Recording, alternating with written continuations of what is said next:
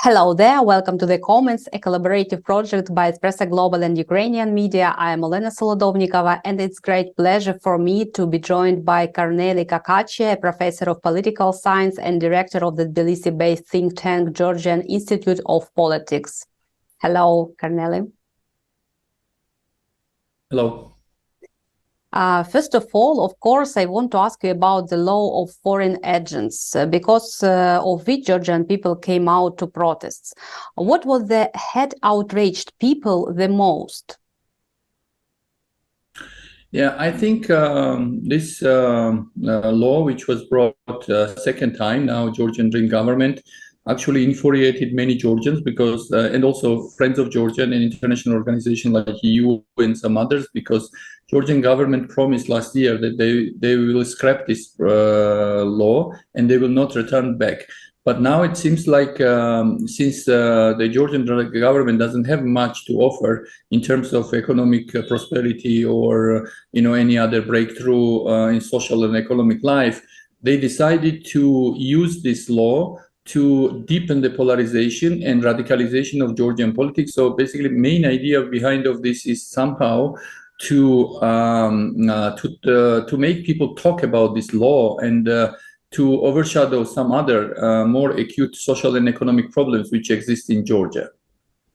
Yeah, but except of that, the West has hardly criticized the project and emphasized that it does not match to Georgia's Western course. However, the head of the ruling Georgian Dream party, Irakli Garibashvili, said that the country authorities would be able to repeal the law on foreign agents quickly if Georgia were to join the European Union. Who is closer to the truth, in your opinion? I think this is absolutely absurd because, it means that there is some sort of, I would say, internal, some sort of misunderstanding there. Because, one part of the Georgian Dream says that we want to be part of the European Union, and another says is that, like for former Prime Minister, that we are not ready for EU membership. All ruling party, Yes. They have no one opinion about it. That Exactly, because they have very contradictory statements. Because one of the reasons why they have this, because there's an election, and the main aim of the Georgian Dream is now to gain the constitutional majority, which is not an easy one, and that's why they're now trying to mobilize pro-Western as well as social conservative part of Georgian society. So that's why they're playing with both sides, because they know that if they alienate, for instance, pro-Western electorate, then they may not get this majority, and that's why they have this very confusing and contradictory statements. yes, but if the fight against the foreign agents seems as an indicator of the growing Russian influence in Georgia. Yeah, this is true. It's not only Russian influence, but we also, last year, Georgia surprisingly signed a strategic agreement with China, which, whatever that means, which is also very strange, because and even ruling parties signed the agreement with Chinese Communist Party, a kind of strategic agreement. And just to give you an example, that when Georgian Prime Minister went to Brussels, second day when he arrived back, he met the Chinese ambassador. This is the indication that Georgia is actually moving only now officially to the so-called multivectoral foreign policy. So even though formally in Georgian constitution we have Euro-Atlantic, orientation, in reality it seems like Georgian Dream wants to somehow to employ this multivectoralism, and that's where Russia comes as well, because basically this law also echoes what Russia wants to see in Georgia. And if you follow the statements from Moscow, this is what they want in Georgia, and they support this kind of enactment, because Russia still thinks that Georgia's European integration is not irreversible, and they think that they can influence Georgian politics through their, oligarchic networks or their own networks in Georgia to derail Georgia from Euro-Atlantic integration. Yes, but could you elaborate on cooperation with Georgia and China? what are the interests of Georgians in China? I think one of the reasons is that Georgian government feels a little bit more pressure from European Union and West in general. So they're trying to, with the strategic links with China, they're trying to blackmail West that if they will push too much, in terms of reforms or democratization or some other things, they always hinting that then they will maybe move towards China. And that's why they signed this, agreement with China. So basically, they make EU to somehow to consider the situation. And like to give you an example, last year, Georgia has to fulfill 12 recommendations. Georgian government just fulfilled 3. But even in that condition, the European Union gave Georgia candidate status, even though it just fulfilled 3 recommendations. So basically, main idea behind of this was geostrategic and geopolitical, because you understand that if they push too much Georgian government, they can move more toward China or Russia or some other authoritarian states, and that it seems like they manage blackmail quite well, the European Union. But I don't know if that will work this year, because as you know, this year Georgia still needs to fulfill these 9 steps. And it's unlikely that Georgia will fulfill this until the end of the year, because there's not so much time, especially with this kind of law, which they just now trying to adopt. It's absolutely non-starter to expect some sort of progress with the negotiations with the EU. Yes, I want to backstep to the Russian influence, and could Russia be interested in promoting the law of transparency on foreign influence in Georgia to destabilize country, and in what way? Yes, of course, Russia is interested basically to have a similar law in other neighbor countries, and just look the countries where it was adopted, Kyrgyzstan, some other countries, Belarus, and we just see that when countries adopt this kind of law, then they become typical authoritarian countries. And same thing for Georgia. Then when Georgia, if Georgia getting away from European Union, it's getting very close to Russia and China and some other countries. So I think that's what Russia understood. So that's why for them, it's important, and they try to support also the current government. Just to give you an example, last year, also this year, a few months ago, Russian officials told South Ossetian authorities, local separatist authorities, that they should not irritate Georgia during the election. So, and there was some other statement when they stripped the Russian citizenship to 3 so-called South Ossetian MPs, because they were, demanding some sort of territorial claims toward Georgia. And this is just several indications how Russia is trying to keep this current regime, because of course they know that if opposition will win, this could Russia can lose this influence which they have now in Georgia. And about the authoritarianism, always it speculates on protection of the rights of citizens from the foreign influence. And the government should decide that people can watch, to listen to. Do you feel that beginning of authoritarian processes in Georgia? Yes, I think this is already kind of emerging authoritarianism, which we already see, but a lot of things depends how the people in society will respond to this. And good thing is that civil society is very vibrant in Georgia. That's why, government wants to bring this law, because they see civil society and free media as a challenger for the ruling regime, and because they quite successfully managed to marginalize the opposition, so they don't expect major challenge from them. And that's main idea of the kind of this law, is to put together civil society and free media and opposition and to show them like a radical force which wants to derail Georgia from the democratic developments. And I think But the thing is that the Georgian society has to answer to this, because at the end of the day, of course, the Western countries can help Georgia, but it's up to the Georgian people what they will choose. And we have good chances for that, because upcoming parliamentary election will be the litmus test for Georgian voters to decide what kind of government and what kind of foreign policy orientation they want. Well, by Georgian ruling party, Georgian Dream announced a rally near the parliament in support of draft of law of transparency of foreign influence. Does this party really have any real supporters, or can be compared to the Ukrainian Party of Regions, which forced to state employees to attend the rallies? Yeah, I think there's a lot of similarities, which some people actually they compare this government with the previous Ukrainian government.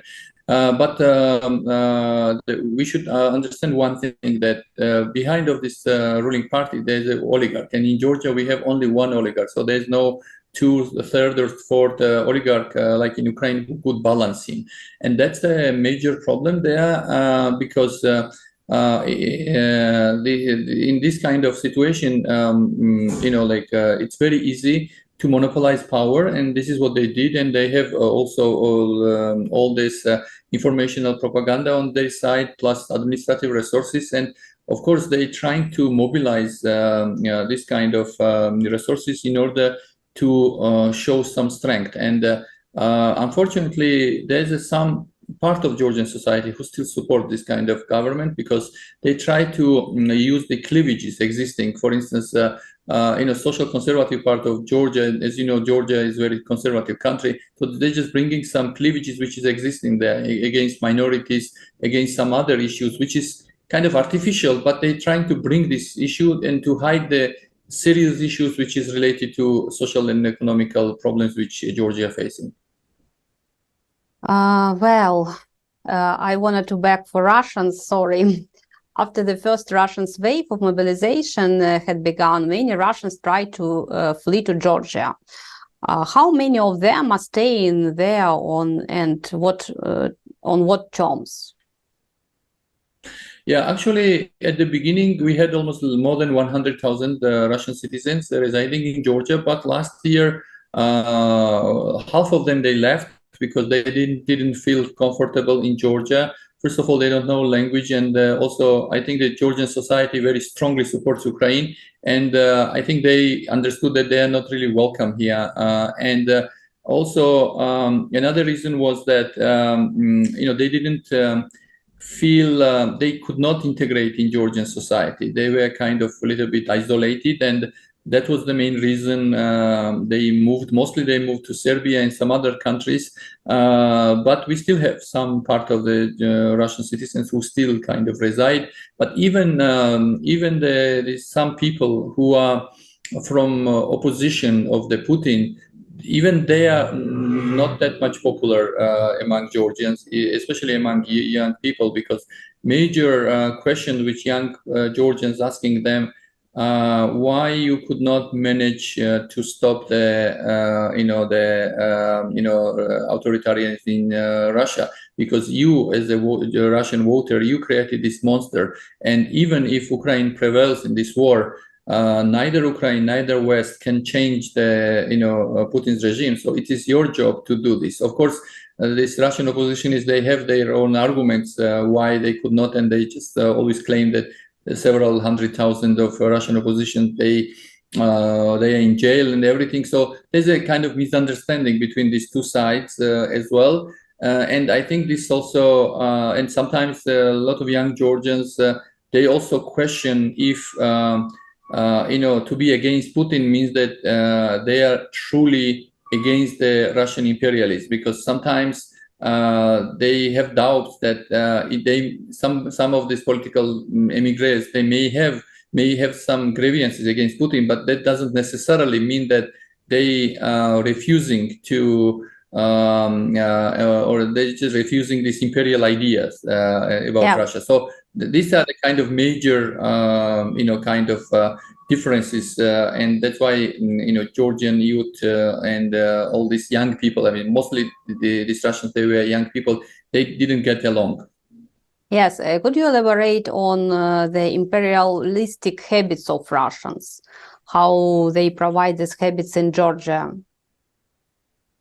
Yes, I think this is quite clear that Russia, especially under the Putin's regime, they want to recreate some sort of new type of empire. Of course, it will not be Soviet Union with the name, but of course it will be something like Eurasian Union. The main idea behind of this idea, which Putin voiced several times, as we know, is that they should recreate this kind of Eurasian empire, which should be kind of on par with European Union, United States, in China. But the truth is that Russia is not able economically or even politically to create such an empire, because first of all, Russia doesn't have a soft power to use against to neighbors. And a good example here is Georgia, Ukraine, some other countries, when they understand that they could not use the soft power, they're trying to use this hard power. And this is what we see in 2008 in Georgia, what we see now, this ongoing Russian aggression in Ukraine. And of course, this shows that Russian soft power doesn't work, and they don't have any persuasion power to impact on the neighbors. So Russia is not a democracy. So that's why people don't really want to copy their model of the governments. Russia cannot offer anything in terms of education, to young people from the neighborhood countries, and that's why the young people, they don't have any specific feeling towards Moscow. So I think the Russians understood this, and that's why now they're trying to use this hard power and somehow to change the history. But as we see, this is not going well, and I think the result of the war in Ukraine will show to many Russians that they were mistaken. You cannot really create empire on force, and you cannot force your neighbor to lose their independence and to refuse their national identity. Yes, you say that relations between Georgian and Russians have always been toxic, and could you briefly recall the historical context of these contradictions, except of 2008, of course, the war, from the history? Yeah, I think Russian-Georgian relations started in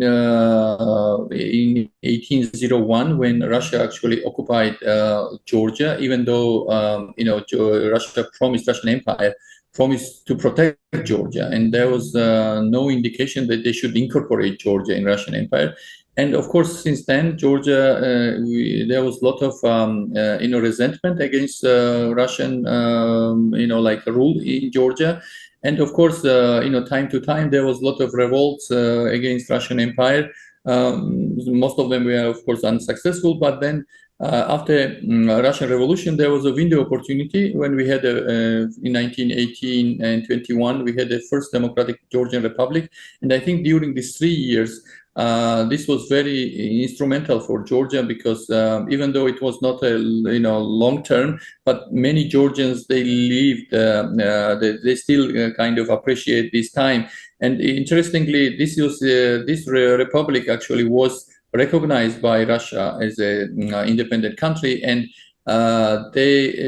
Georgia even was ready to claim their neutrality, but Georgia actually put the status as a neutral country, but it didn't help them to avoid the incorporation to the Soviet Union. And as you know, Joseph Stalin and Sergei Gergian, the two Georgians, actually were the master, behind of this plan. And then Georgia again became by force, part of the Soviet Union. And this is just one of the reminder what does the neutrality means for Russia. Sometimes neutrality is just kind of like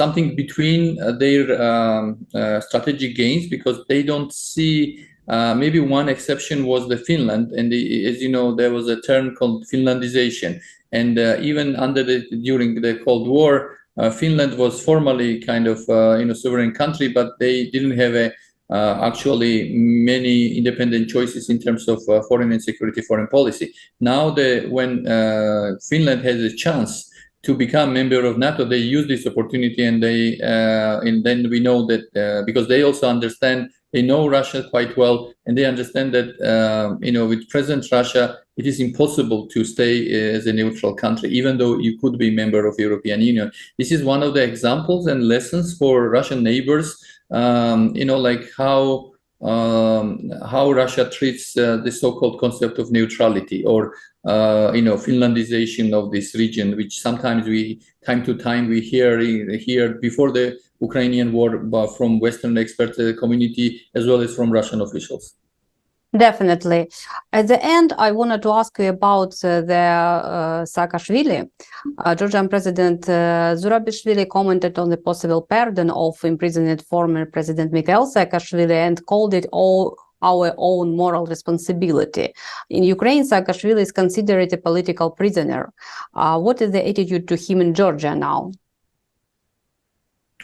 I think it is, as you know, Saakashvili is very polarizing. There's some people who actually likes him and they appreciate what he did, especially maybe during his first term. But there's some people who actually oppose him and they don't have any sympathy towards him. So you cannot say that he's unlike in Ukraine, where he's more popular. He is very controversial in many ways for Georgians. So that's why we don't have any consensus about that, because some people just don't see his future in the Georgian politics. But there's some people of Georgian voters, you can say like 25%, 20-25%, who still supports him. But of course, a lot of things will depend, what will be the outcome of this parliamentary election. If opposition wins, probably there will be some opportunity, for him to free him. But it's very difficult now, because it's also issue which Georgian Dream ruling party using, because he understands that Saakashvili's rule, especially last 5 years, was not that popular, and they try to use his image during the election for those Georgians who actually have no sympathy towards him. Yes, and could Saakashvili be killed like Navalny in Russia? Is it possible in Georgia? I don't know that one, but I don't think so, because in Georgian society, fortunately, it's not Russia, and I think that whatever authoritarian ruling party you may have, they could not do this, because Georgia is a very small country, and people will react, even though they may not agree with many things about what Saakashvili was doing. But if there will be something, against personal, probably there will be reaction, and that's why Georgian government understand. But of course, it doesn't mean that there's no risks. The risk is always there, because we should not also exclude this some risk which is still existing.